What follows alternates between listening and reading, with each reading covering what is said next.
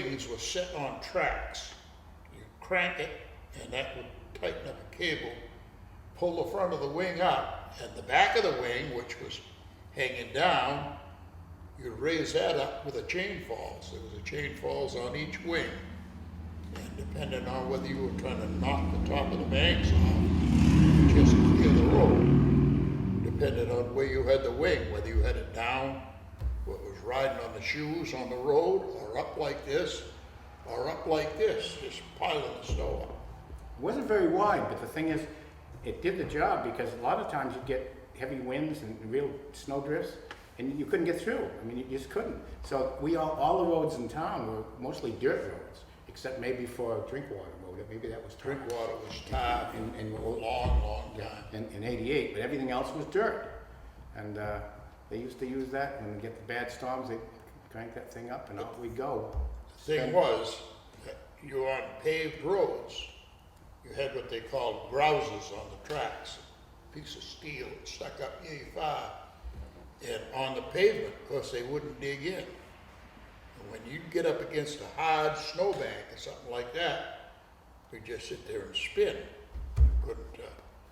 You couldn't go because the tracks couldn't get any purchase on the pavement. But that tractor was bought when most of the roads were still gravel. And that was an old rig. That was a real.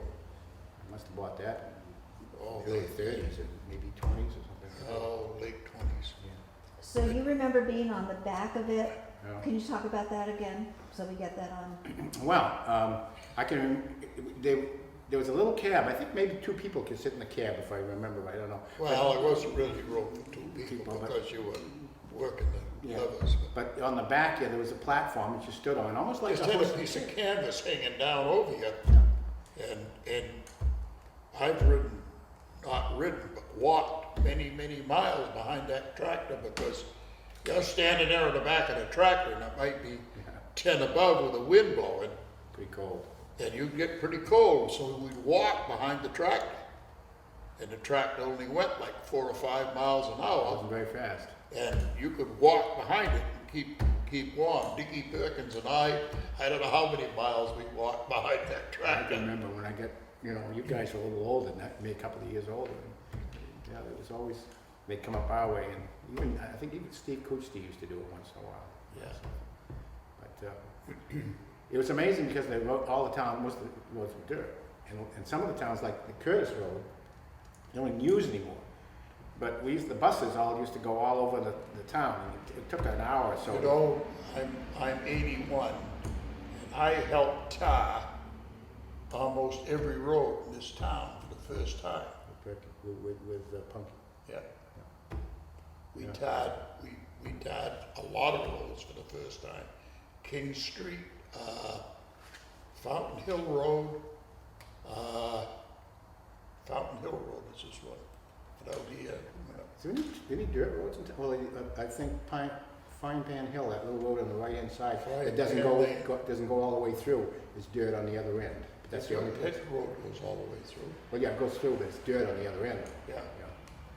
So somebody we talked to said that one of the differences between now and when what you're talking about is that they would wait for the snow to stop before they would plow. They wouldn't have the road agent wouldn't be out. The state used to plow while it was snowing. And after my brother became road agent, we used to plow while it was snowing, because if you didn't, it would get ahead of you, you know. I broke out this road down here, Fountain Hill Road. One day I went down there and Homer Johnson, looking for Punky. And I had the truck and I was out here breaking that road, and I'd go into the bank and I'd throw the clutch before I hit the snow, because if you were putting the power to it, it would twitch the rear end around. Exactly right. And then you couldn't back out. So I'd go in, and I was right around the corner here by where Kim Brown lives. And there were drifts across there because the wind swept down through here and across there. And I would hit and back out, go this way, back out, go this way, and then I could get through, you know. Do you And Homer remember- Johnson was looking for Punky, and he thought the Punky was he pulled down behind me, and we just had a blade plow, the town plow in front of the truck. And he came out and he says, "Oh, I thought you were punky." And he says, "How long you guys had a V?" I said, "We don't have a V, Homer." He says, "Well, shucks, you didn't break that road out with that blade." I says, "You came down here behind me. Yeah. What the hell do you think I've been doing over there, shoveling?" Do you remember more snow, colder temperatures when you were children? Can you talk See, about that? It seemed to be. It seemed like we got. Well, of course, you got to remember we were smaller, so things that which were, you know. But really and truly, I do think we got more snow. We used to get more snow. Yeah, I can remember drift across the roads, big drifts. We never get drifts like we. 20, yeah. 25 inches of snow Oh, yeah. quite often. But I can't remember the last time we got 25 inches of snow. No, I think the weather has changed. There's no question. It's in the cycle. Got Something's milder. going on. Yeah.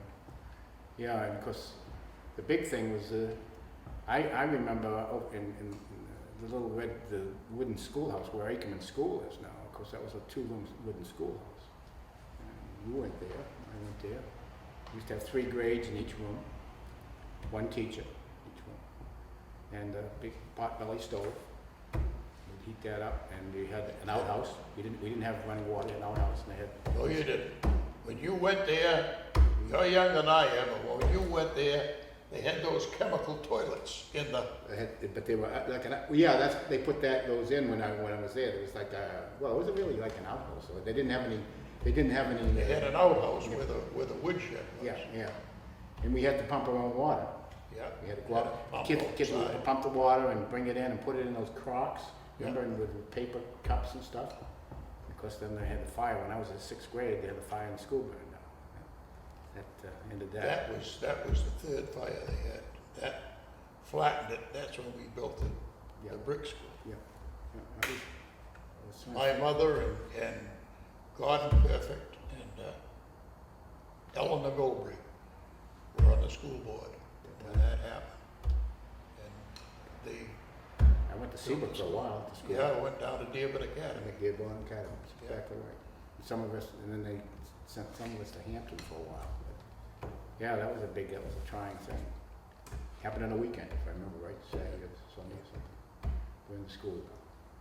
I was trying to think, you folks know what this is. That's a milk pot. When I was in school, We gathered those. we used to gather those and put them in big bags, cloth bags. I'd carry them on the bus, and I'm sure he would bring. They use these, they'd take these apart during the war effort, and they'd use them in life preservers. Military used them. Outside, they use them. So that's you were, if you had a big bag of milkweed, you were a hero for the day, because you were helping with the war effort. And of course, we had saving stamps, 10-cent little saving stamps, and you get so many in a book, and you didn't get a war bond. That was a big thing. And when you in school here, you had 2 teachers, but art and music, they would bring in a teacher every once in a while. Well, they had a regular schedule. Yeah. Like the art teacher used to come to Hampton, and Hampton Falls, and then Seabrook. And they came, like, say, on Tuesday, or just Whatever day it was, Tuesday, Thursday. Tuesday or whatever, and they'd go around to the different schools. You had the music teacher, you had an art teacher, and there was one other one that used to come. I can't. Because we didn't have phys ed in those days. You got all the phys ed you wanted when you went out in the playground. Where did you get can you just show that to the camera? Well, That's it's milk. it's just milkweed. It's just, Yeah, I know, but talk about where you got them from. Well, they grow wild, and so you'd go out. Where do you remember picking them? I think around in the fields. We used to live. They We come lived. all over town. See, George lived in this end of town. Where I lived in the other end of town, where the Crams and Sambins and Charlie Green and the Bachelors and all that. We were kind of towards the Exeter side of town. And I can remember I don't know how many you had in your class, but there was only one other boy in my class, and I think 4 or 5 girls. And the classes were small. You only had 7 or 8 kids in 1st grade, 2nd grade, 3rd grade, whatever it was. And they were really small classes. I got a picture at home that I've had since Christ, I don't know, of Norma Nichols Oh, yes. standing out there Mrs. in Nichols. front of the East School with all us kids lined up on either side of her. She was there for a long time. Yeah. Taught the first 3 grades. And then she went over and taught in Northampton. And she married Jimmy Chisholm. Yes, she did. Chisholm lived right up near me. I used to mow his lawns on Saturday morning. But it was a different world. It was a different thing because you had to find your own entertainment. We all played ball, played sports, whatever, got together, did things. Usually the family had one car.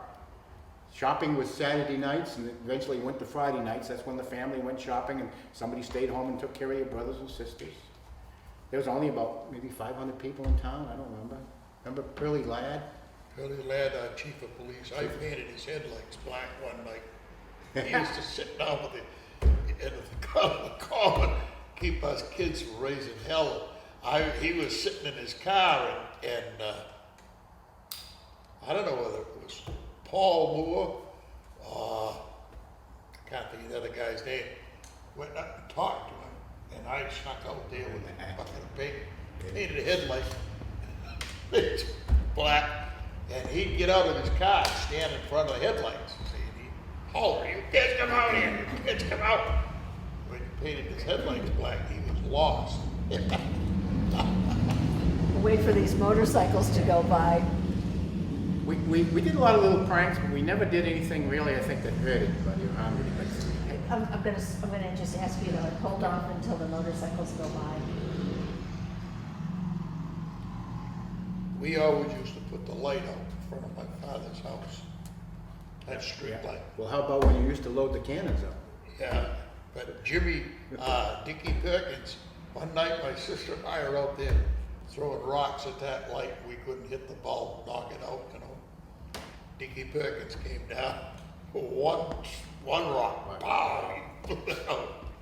The common used, of course, you've still got the cannons down there. Of course, years ago, the cannon didn't have anything in it. They were locked off. And I forget who did it, but we used to periodically, they'd load up the cannon and they'd fire it off and it'd make an awful noise and they'd put black powder in and that was the thing. I guess they did it usually at Halloween or do it 4th of July or something. 4th of July, Halloween. Yeah, We used to ring the church bell. yeah. We, in town, remember the great big roller they used to have? They rolled the snow? They still had that in town. I can remember Halloween, we used to try to get a hold of that thing, put it out in the middle of the road and try to block traffic. That set over here behind the town hall. Yeah. Years and years.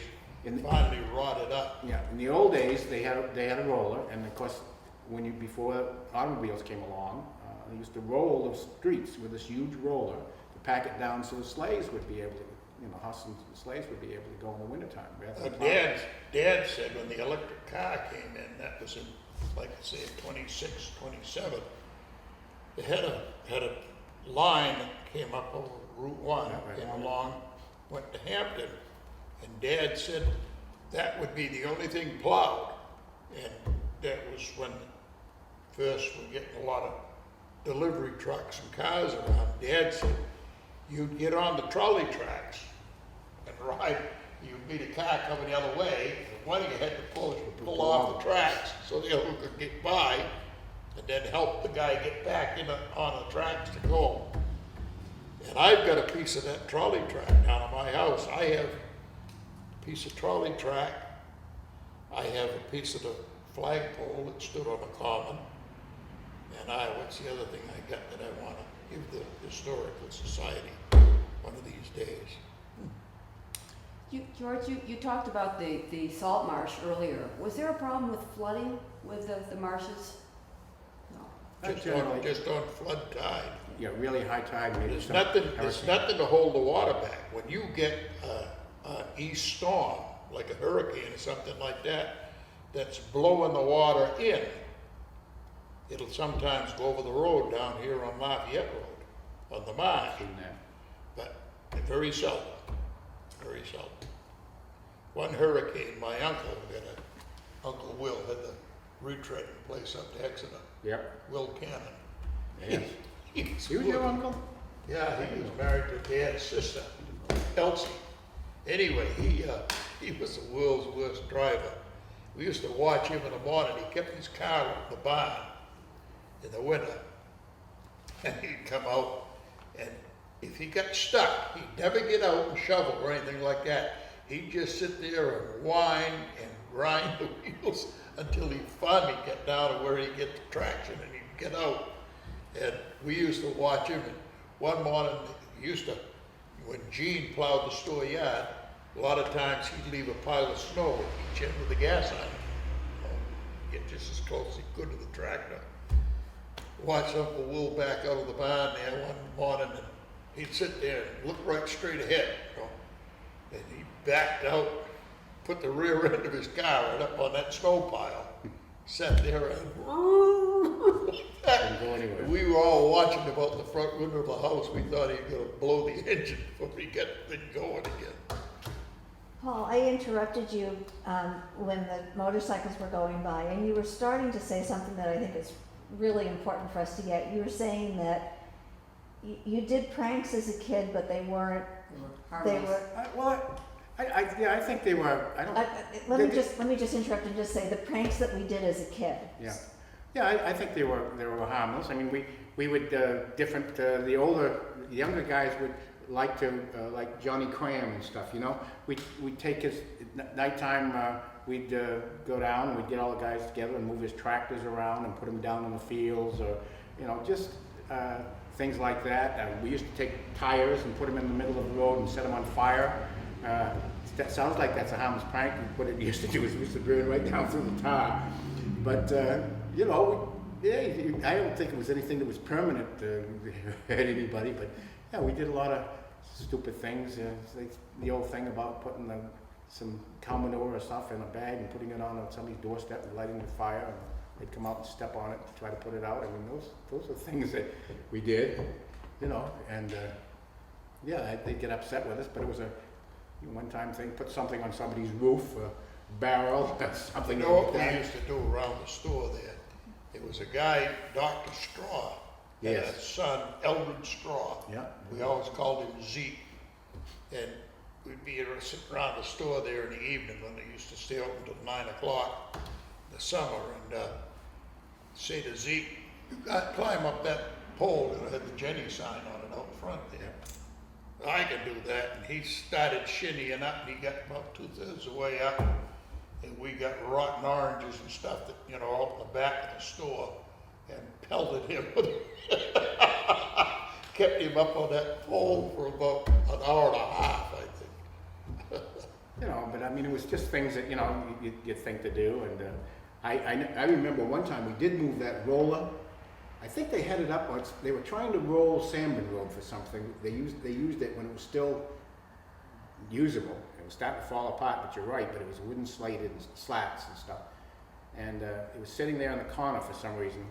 And so we decided that for a prank, we'd put it down in the middle of the road. And then what was now 88, and cars would come along, and of course they'd slow down and have to go around it. Well, that worked fine until all of a sudden an ambulance came. There was an ambulance at night, and that I'll never forget it. He came, we could see him coming, and because everybody was, kids were there, big thing, somebody come along, so fix the brakes and go around it.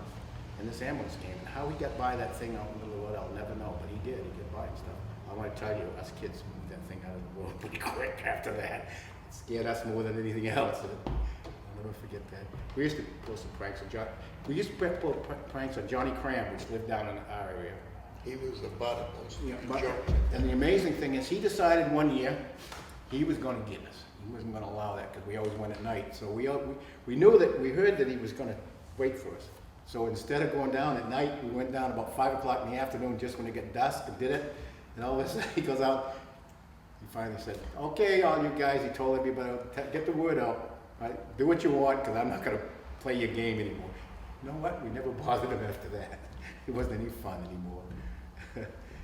When they started to pave the roads, was that a big change in town or exciting? I think it was, but you gotta remember there wasn't really many houses in town. Salmon Road had one house, the Salmon Sisters, up there. I mean, we used to go to the dump. At the big event was going to the dump. When we used to go to the dump on Saturdays, everybody would use the town dump, and everybody would meet there and talk and find out what's going on and stuff. Somebody was running for office he'd go up there and stand around the dump on Saturday morning.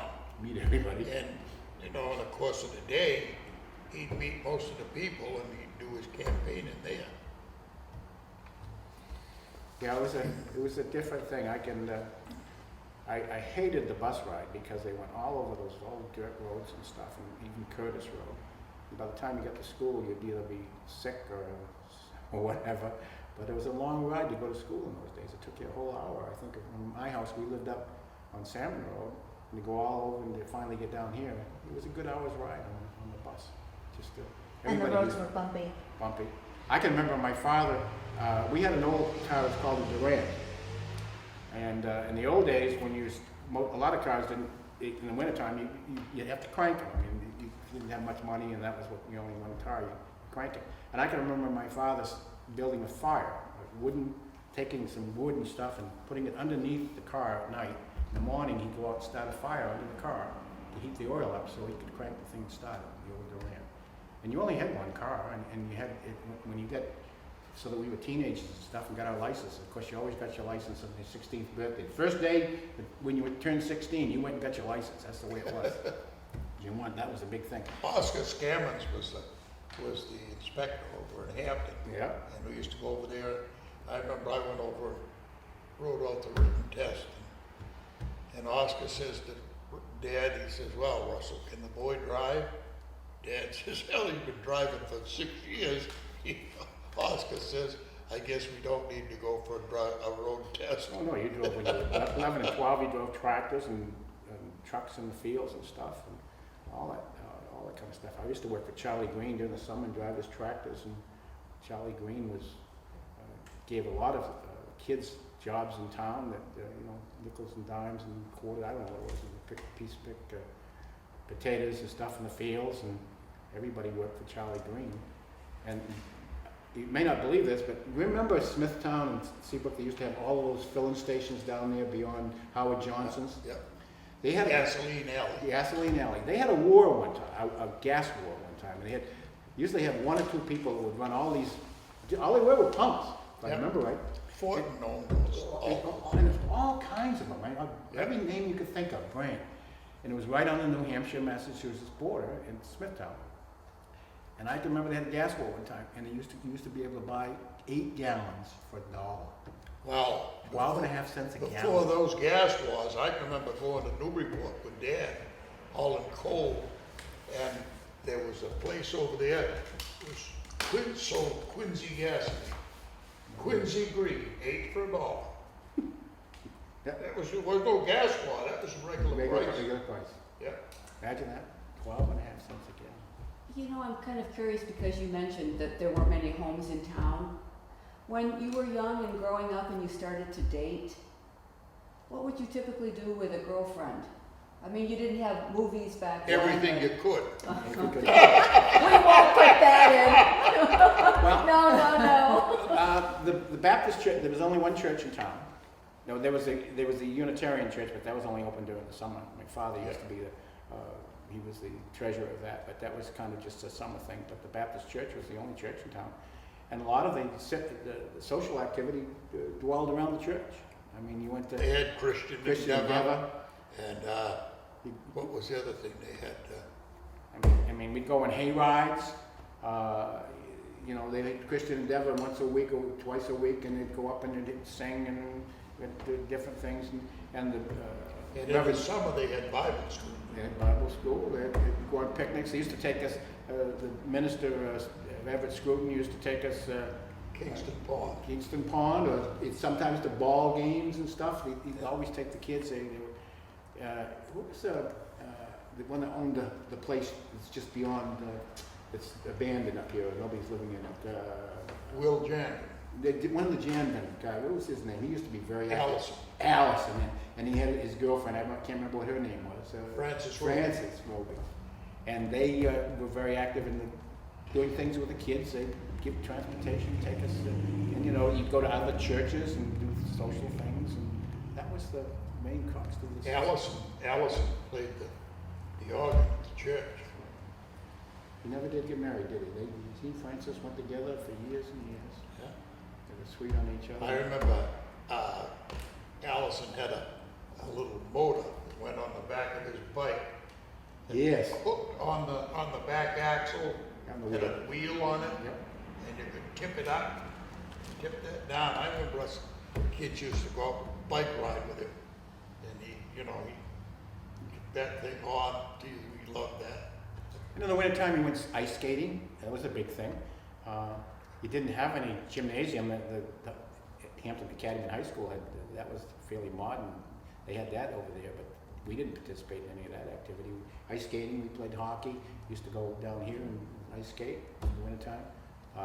I can remember we used to, in town. I don't know whatever happened to it, but they had a huge long bobsled. Had two runners in front, two in the back, and it was at least from here to that wall. That belonged to my father, Could be. And and it was up in the barn.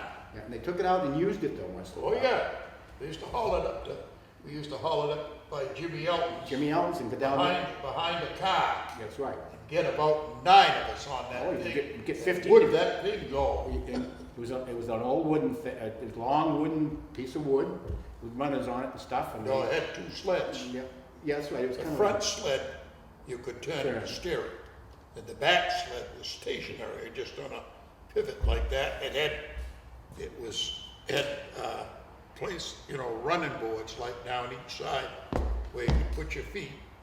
And the guy up front had a rope that was Steer it. hooked to the front of the sled, the movable sled, and he had a place he could put his feet against it so he could turn it. And when they started salting the roads, that was the end of the fun with that. that's right. But before that, the roads weren't salted, and a lot of them were dirt roads.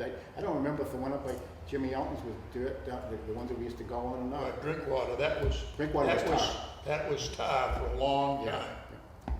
That was tar when I was, first I can remember it was tar. Were there any restaurants in town? Would you ever go out to Yeah. dinner with your family? There was not a big restaurant, but there was a guy named Chaddock, E.C. Chaddock, who had a furniture store in the old hotel. And he also had a furniture store down at his place. And he had cabins. That was Spruce Manor Cabins. And he had an ice cream parlor in there. We used to go down there when I was, I don't know, 9, 10 years old. We'd go down there to Chaddock's, get an ice cream Sunday. When did the thing in the marsh go right across the river? Jerry's? Near Jerry's. When did he open that? Well, After the war? that was Bert. That was the only restaurant I can remember. Of course, Yeah, but- LeMay's was the big one, going to LeMay's. What the devil was his name? He had just a drive-up place where Yeah, you could right. buy fried clams and stuff. Right. And then he built onto it, and it turned into a good-sized restaurant. And he was there for years. I can't think of his name. Oh, A lot of times in the winter, we take like some of the barns, you put up a hoop and you could play basketball in the wintertime because in the big barn with a lot of the hay, it really wasn't that cold in there, and you could go in and somebody would like I remember Sandman used to let us put a hoop up in there. We'd play basketball. if they had cows, the cows kept it warm. But there was a lot of farms in town at that time. Jim Thurlow and stuff. I can remember working for Jim Thurlow on Saturday mornings. He used to pay me 50 cents a day, I think, go over and help him pluck the chickens, take the feathers off the chickens, and then he'd go up and spray his beech trees way up on top of the hill there. Everybody watched out for everybody. In those days, if you get into trouble, your parents took care of your problems. You get in trouble in school, the worst thing you could do is have somebody get in trouble in school because your father would take care of it when you get home. You just behave, but and I don't think we ever got anybody got any major problems. We just we behaved because you kind of had to. And I can remember you had to be home when Mom put the dinner time when you ate supper. See, dinner was in those days. I thought dinner was at 12 o'clock and supper was at 5. Okay, that's the way the nomenclature was. But when supper was put on the table, you better be there, because if you didn't get there, chances are you weren't gonna get anything. I mean, that you sat down, and usually mom and dad talked about what the things of the day, and you kept your mouth shut. If you were asked a question or told, you could just get in the discussion, but more or less you just kind of listen. Did you have to eat everything on your plate? Generally, you would anyway, because if you didn't, you'd go hungry. You get a lot of things like tuna pea wiggle and stuff put in. They used to call it shit in the shingle. What was the stuff? Like hamburger, cream sauce. Yeah, and you put it on potatoes and stuff, and so everything was made so it went away. So you could stretch it, and Waste not, want not. you didn't have air conditioning, and we had ice chests, and I can remember the Iceman came twice a week. Sea cards. Yeah, but they bring ice, and of course the kids would go out and get chips of ice. They like that. But you had an ice box with you put ice in it. When we finally got an old refrigerator, GE with a thing on the top, that was a major thing to get. Monitor top. That's right, refrigerator. We had the Cushman baker came by 2 or 3 times a week. They used to deliver all the goodies. I mean, so they came to the house. The milkman brought their milk to the house. And of course it was pasteurized, but the cream would separate out at the top, so you pour the cream off to make things. And the insurance man, he'd come once every week or two, and you'd pay it. My dad used to pay the dime or what it was for the insurance cents or whatever it was, and put it in the book. So everything was all together different. I mean, you didn't have shopping centers, that's for sure. Merrill's store was the shopping center. And if you wanted to go get groceries, I know my mother and father used to go to Amesbury. They put on a show up here at the Grange one night when I was in the Grange. And I can remember I can't think of his name, Bob Kiley, lived down on Lafayette Road. And Ed Sandberg was the announcer. And he said, and now we're gonna do this Discovery of Hampton Falls. This is presented by Merrill the Mighty Market, super service, counter service, when George is there, no service.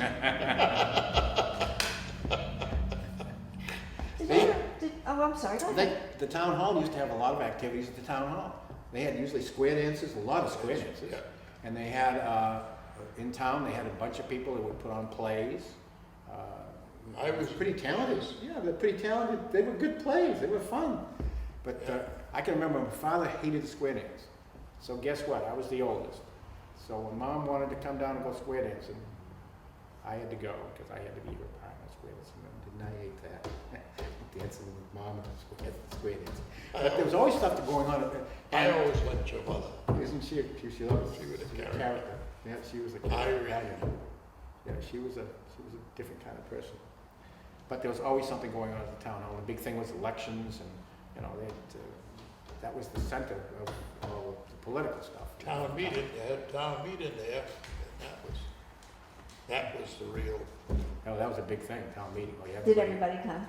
Oh, it was packed. Oh, yeah. I think everybody came. Yeah.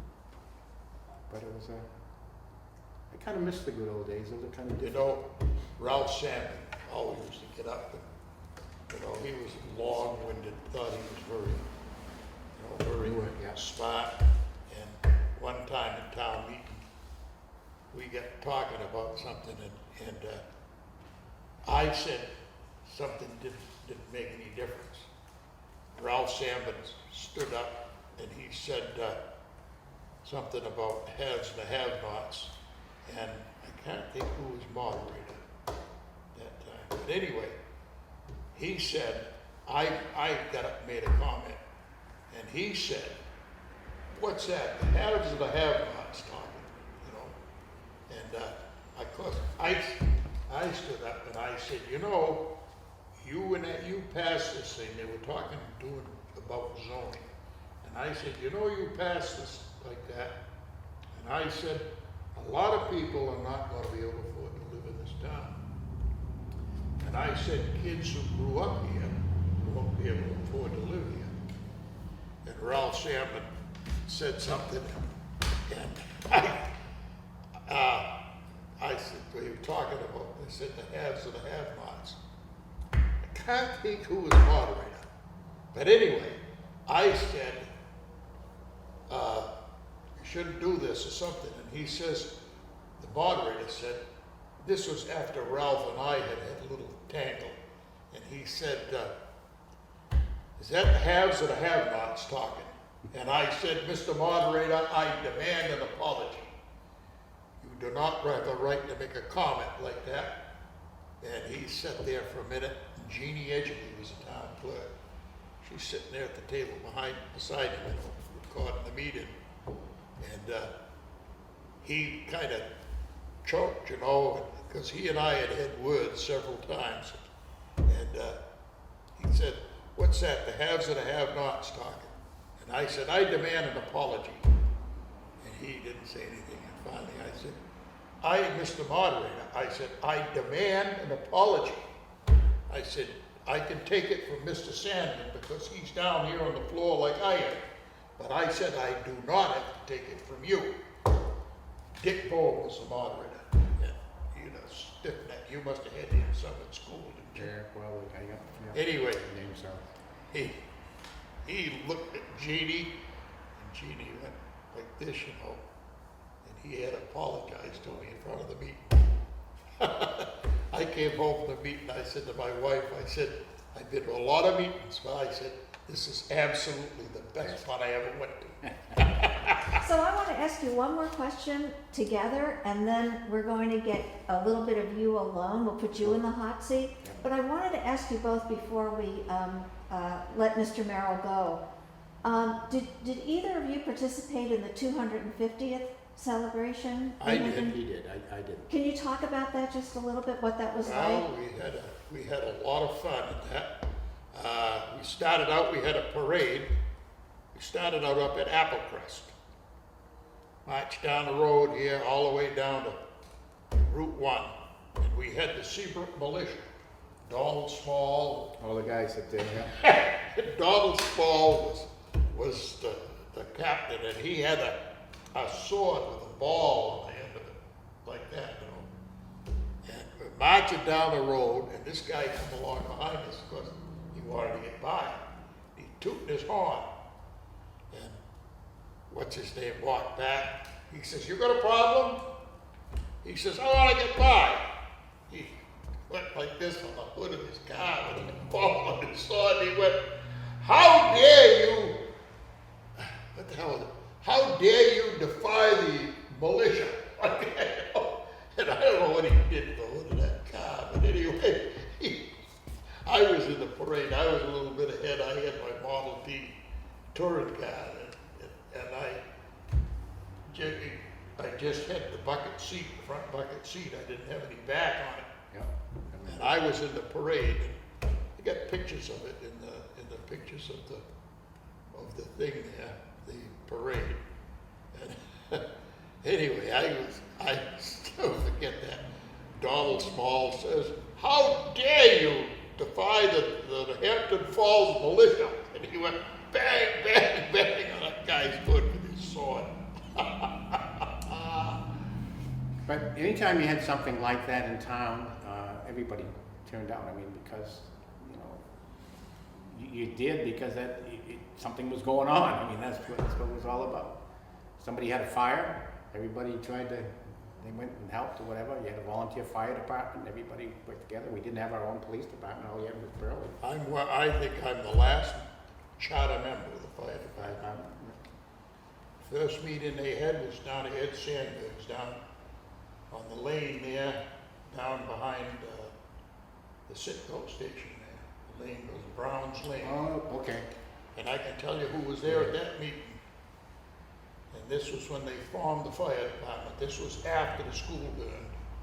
And there was Ed Sandberg, Will Cannon, my father, and Louis Jandron, and John Snow. Remember, he lived right down here, the house right down here on the right. Yeah, John Snow. And my father signed me up that night. I was busy courting, so I wasn't there at the meeting. Dad signed me up that night, so I'm one of the charter members. There was only, when you think about it, there was only a few businesses in town. Excuse me, we're gonna let Mr. Merrill go Okay. and get you to switch over Okay. with him. Thank you so much. I don't know whether I gave you what you wanted or Oh, not. you gave us so much.